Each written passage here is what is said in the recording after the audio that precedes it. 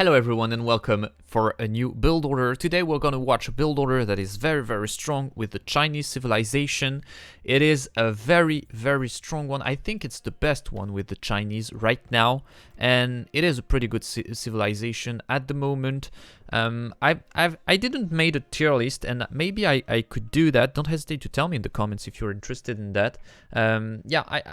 Maybe I will do it. I did it in French, but I didn't do it in English. So for those who don't know me, I'm a French content creator and I'm trying to do stuff in English because I want to share the most as I can on AOE 4. This is a game that is incredible. This is my passion.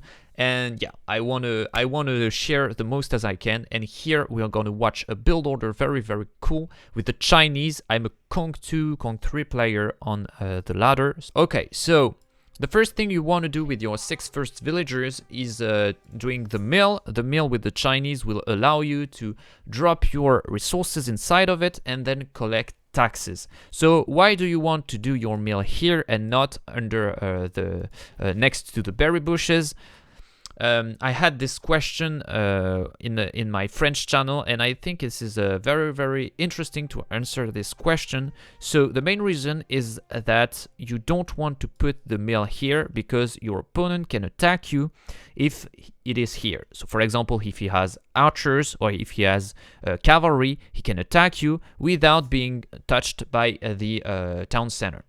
But if you do it here, you're protected. So that's the main reason, the first and main reason you want to do this. The second reason is just something because your villagers are not very intelligent in this game. Sometimes the pathfinding is very not very cool, especially with those berries, because if you put your mill here, for example, and a villager is gathering here a sheep, sometimes your villagers will not directly drop here into the mill, but will do all around the berry and drop and redo the same pattern and come here and collect and redrop here and etc. So as you can see, this is not efficient and you lose a lot of idle time, you lose a lot of resources, and it's not cool. So for those who don't know what it is, idle time is when your villagers is not collecting resources. It's just that. So yeah, the most they gather resources, the better. This is the main stuff you want to know on AOE 4. So 2 reasons for you to have the mill under your TC.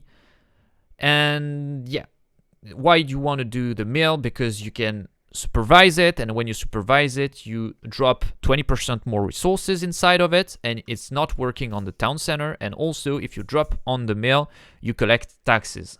Once your villager drop, it will do 1 of tax. And if you're under your H2, we will see that just after, it drops 2 of tax. So this is very strong.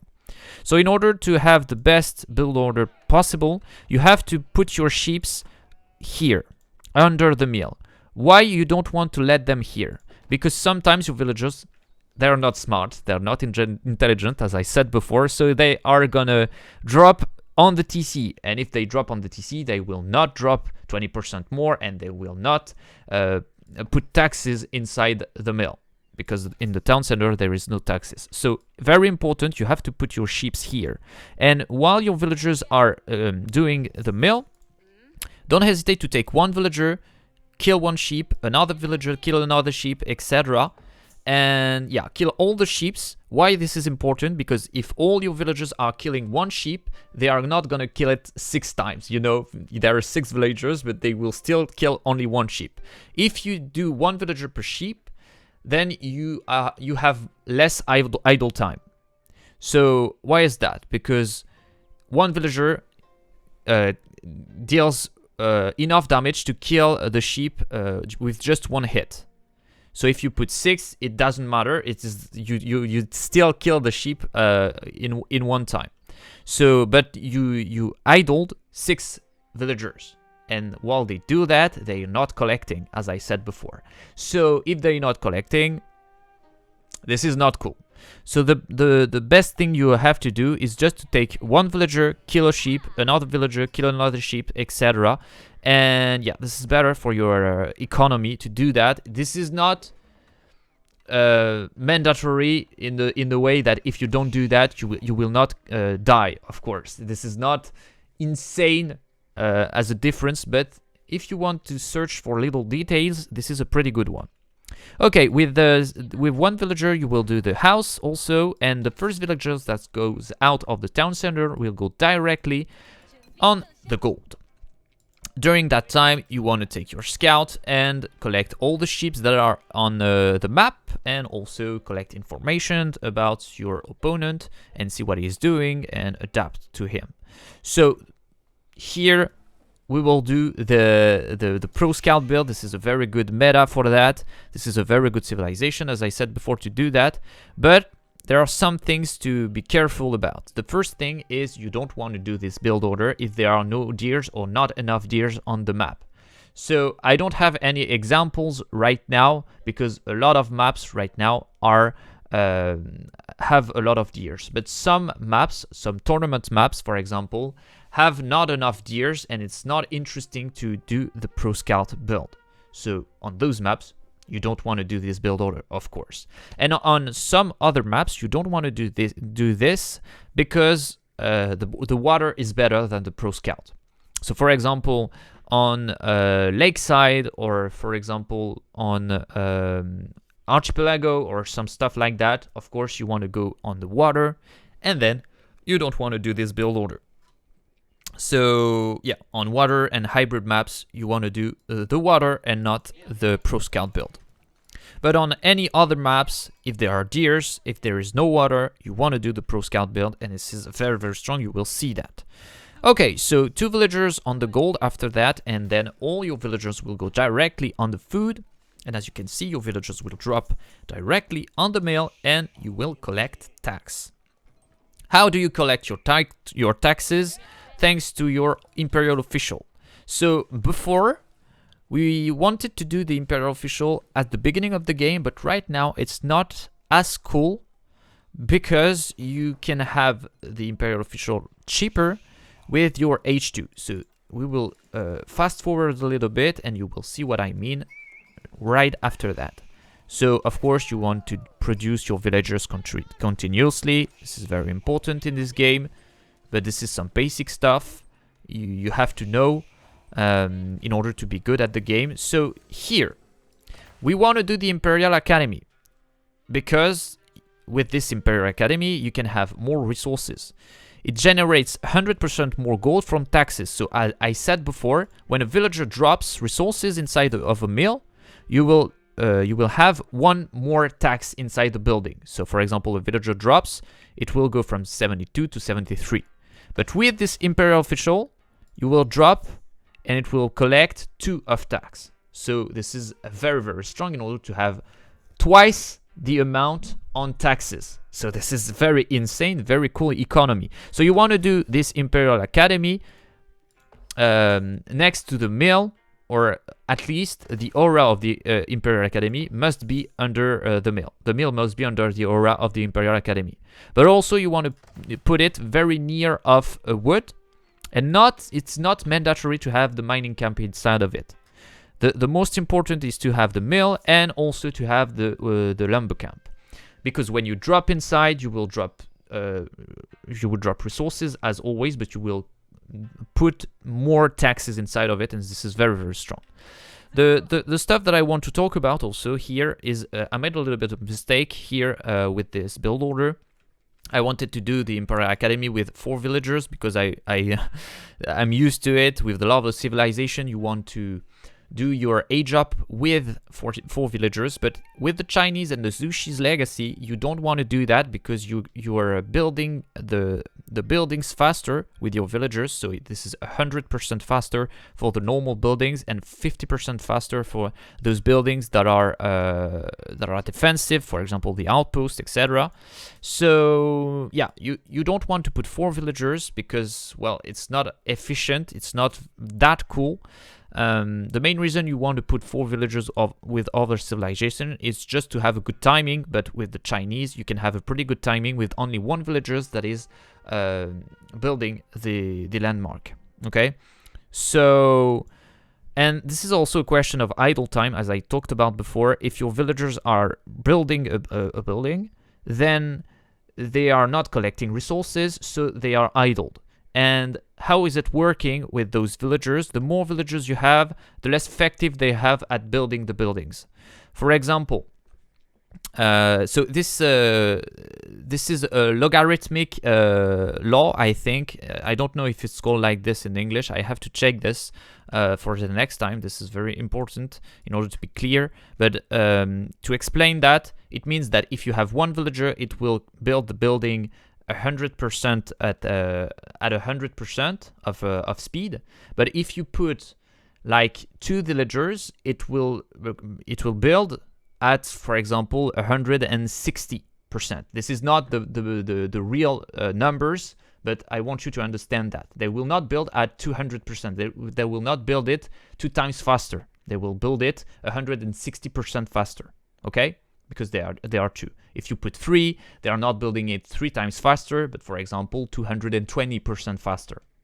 This is not the real numbers. I want you to understand that, but I want you to understand how it's working. And so the more villagers you put inside the construction of a building, the less effective they are on building this building, and the more you put idle time on your villagers and the less resources you're gathering.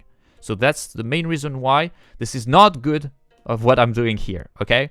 You have to put 1 villagers at building this Imperial Academy. Okay. So how do you put all your villagers? Well, when you're doing that, you have to put 5 villagers on gold, 5 villagers on food, and the rest of your villagers are going to go with on the wood. So 1 villager on the, at building the landmark, 5 villager on the gold, 5 villager on the food, and the rest on the wood.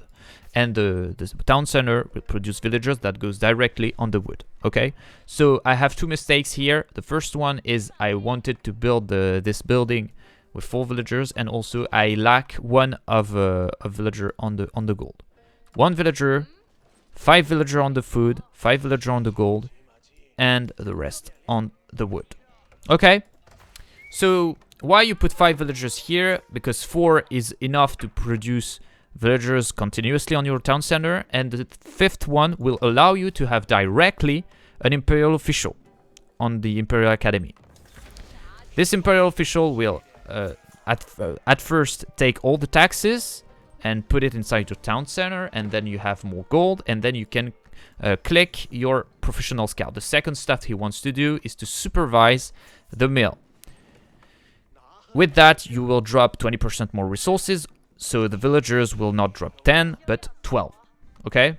And also, when you're clicking the professional scout, it will not put 1 minute and 15 seconds, but only 30 seconds to do. So this is insanely quick. This is insane. That's why the Chinese are very, very strong with this build order, because they can have very fast the professional scout, and they can also produce very, very, very fast those scouts on the stable, as you can see before, right after. So you want to do a second imperial official, and when you have enough gold, you take the 5 villagers of the gold and you put them on the food. Be careful also with the houses. You don't want to be pop cap, of course. And so you have 10 villagers on food and 10 villagers on wood at this timing. You have your professional scout completed, and you want to do the stable, and you have the second imperial official that goes out, and this second imperial official will go directly supervising this stable. And as you can see here, I didn't talk about that, but when you can collect here the taxes with this imperial official, you do it, and you immediately right after that supervise again the mill. So you collect the tax, you drop it, and then you supervise again. Thanks to that, you have gold, and you can click other imperial officials that can supervise other buildings, and also you can do your technologies, etc. So this is very, very cool, very strong. So thanks to this stable that is supervised with the imperial official, normally this is 23 seconds to do a scout. Well, when it's supervised, it's 9 seconds per scout. So you can really be very, very, very quick with those scouts. You have, at 5 minutes, you already have your pro scouts, and you can already have some scouts that are on the field collecting the deers on the map. So this is very, very strong, and my opponent is at 50 minutes of having his pro scout. So you can see that this is very, very quick, and you can gather very, very quickly all the deers of the map, and you can also do some light cavalry in order to protect your scouts. And don't forget also that if your opponent is doing army, for example, some spearmen or some, I don't know, archers or etc., you have to produce army in order to protect your scouts and to have the deers of the map. So here I'm not gonna produce a lot of army because my opponent is not making a lot of army, but you have to adapt to your opponent. So right now the build order is over because you have to adapt right now of what your opponent is making. If your opponent is making spearmen, you want to do an archery range, and you want to do archers, of course. If your opponent is making, I don't know, spearmen, or if, well, if he's making a light cavalry, you want to do spearmen, for example, or light cavalry yourself, for example. Okay? Very, very important to have the control of the map, because if you don't have the control of the map, then you don't have the deers. And if you don't have the deers, why are you making pro scouts? Okay? So, yeah, this is very important. The main stuff also that I wanted to talk about is how to pro scout, well, little tips and tricks of how to pro scout. The first thing I want to talk about is if you have the control of the map, you want to take the deers that are on the side of your opponent. If he doesn't have enough army, if he cannot protect those deers, you want to take those deers first because, well, you have the control and maybe you will not have it after. So while you have the control, take the deers of your opponent. If you don't have the control, then take your own deers, of course. Okay? Second stuff I wanted to talk about is how to put your deers directly under the mill. Because right now, Pro Scout automatically drops your deer under your TC. So you have to click here, set automatic drop off target, and on every scout. So for example, this scout is out of the stable right now. So I want to click on this scout, click here. So this is T, and I want to click on the mill. And then all the deers that are gathered by this scout will automatically be dropped here. But I have to do it also with the next one that will come out of the stable and the other ones that will come after. Okay, so every scout must have this. If you take 3 scouts, you want to click here and do it here, and it will automatically do it for the 3 scouts. Next stuff I want to talk about is if you have if you want to automatically take all the deers of a deer pack, you want to do it with the shift. What is shift? It is on your keyboard, of course. You want to right click on a deer, maintain shift, and right click, and then release the shift. Okay? So while you're holding shift, what is doing the game is it is a list of different commands. So first of all, the scout will take this deer, then this deer, then this deer, then this deer. So this is a list of different commands, and it will do it one after another. Okay? So this is very, very interesting in order to do not have to multitask every time you hold your scouts everywhere on the map. You just take all your scouts. What you want to do is click, maintain shift, click, click, click. And then you can also do it with all those deers. Right click, right click, right click, right click, right click, right click, right click, while holding shift. Okay? So you have all the deers that will directly be taken by all your scouts, and you will not have to take care of them anymore. I think that's pretty much it for the advices and the tips. Yeah, you wanna do your barracks. You don't want to gather gold at all, because you have enough gold with your Imperial official. You always want to have at least 3 Imperial officials, and the better is to have 4 of them. You can only have 4 maximum. So you want to have 3 of them if you want to collect more wood and more food, and the last one will directly collect all the taxes. You want to have the fourth one if you want to go on the gold, for example, to go H3, for example. And yeah, if it's supervising the gold, then you gather more gold, of course. And the other reason is, for example, when you want to do a technology on your building, or if you want to produce more on a building. For example, I really need some spearmen right now. I can take an imperial official, supervise my barracks, and then I can have 150% faster my spearmen, and I can protect myself or attack my opponent, etc.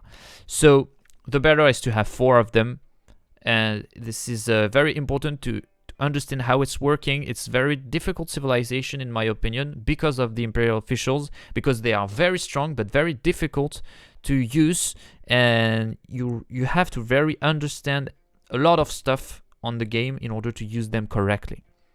But what I recommend for a beginner is to have an imperial official on the food, so on the mill, another one on the lumber camp, another one on the mining camp or on a production building, and the last one is gonna collect all the taxes everywhere. This is pretty easy for a beginner and it's working very well. Okay, so yeah, another tip for the Chinese. You want to take the control of the map, you want to steal all the deers of your opponent if you can, you want to protect yours. And yeah, produce some army. Here I see there are some spearmen. I chose to do not do archers and to do more spearmen than him, because I know I can produce a lot thanks to my barracks. And my spearmen can be useful against his spearmen, but also against those scouts that he has. So this is cool. While my archers would be only strong versus his spearmen. So I know I could outproduce him. So I want to have spearmen instead of archers. But, you know, you can also do archers if you want. This is cool too. Here I went H3. So in order to go H3, I recommend you to have 5 villagers on gold, and you want to supervise your gold at this timing approximately. Of course, if you have a lot of food, then you want to put more villagers on gold, of course. And also, if you are on a map as King of the Hill, you want to put your Barbican of the Sun in the middle of the map, right next to the sacred site, because if you take the sacred sites, then you can do some magic. You can put a timer of 10 minutes to your opponent, and if he cannot take back the control of the sacred site, then you won the game. So this is very interesting, and that's why I'm doing also the astronomical truck tower, because I can do a lot of siege units, and the siege are very strong on those maps where there is a lot of small areas to go, and then the siege has a lot of value in that kind of situation, and also to protect a close area. And yeah, so my opponent is doing a cow boom at the same time. He didn't had a lot of deers, I had a lot of them, so I am pretty ahead of him. He want to go H3 as you can see here, and so I'm attacking him. So all your scouts can be useful right now for several reasons. The first one is taking the informations on the map. So for example, I can put a scout here in order to see if he's gathering stone, or if he's gathering the boar, if he's gathering some berries or etc. So I can put one scout on each point in order to know what my opponent is doing and where he's gathering resources, and then I can attack him on those points. Okay, so this is the first thing that you want to do with your scout. And the second thing is, if you don't want to take all this information because it's pretty easy to have or you don't need it, then you can use all your scouts in order to burn some buildings. This is a pretty good unit to burn. As you can see, it has 17 torch damage. So this is a lot. This is as much as the spearman, or as much as a horseman, for example. So it can burn pretty good those buildings. So you can use them for that. I didn't talk about that, but here I did the astronomical clock tower, as I said before, because I want to have siege units. But the other one is very, very good also on other maps, because you can see exactly where are the villagers of your opponent and you can attack them. But with Pro Scout, I feel like it's better to have the astronomical clock tower, because as I said before, you can use your scouts in order to see everywhere where your opponent is taking resources, and then, well, it's better to have the astronomical clock tower that allows you to have siege that has 50% more health. So here I'm playing very safe, because I know I can win with the sacred sites. As you can see, the sacred victory is approaching, and I put a little bit of pressure into my opponent to be sure that he is not taking everything on the map. I took down his pit mines, I did some damage, and right now I'm just taking stone in order to do keeps, to protect the sacred site. This is pretty safe. I think I could destroy him before, because he didn't have a lot, and I could destroy all his cows, etc. But I want to take it very cool, because I wanted to have the victory for sure. And yeah, this is a very good civilization on King of the Hill, of course, because, well, this is impossible to take this sacred site back for your opponent if you have some keeps, if you have your Barbican of the Sun, if you have units, and also some siege units. And this is over right now for this game. Don't hesitate to tell me in the comments what you thought about this build order. Don't hesitate to tell me if you have questions. I will be glad to answer to you. And yeah, don't hesitate also to subscribe and like if you liked it. I will do more, of course, in order to help you improving on AOE 4. See you in the next one. Bye.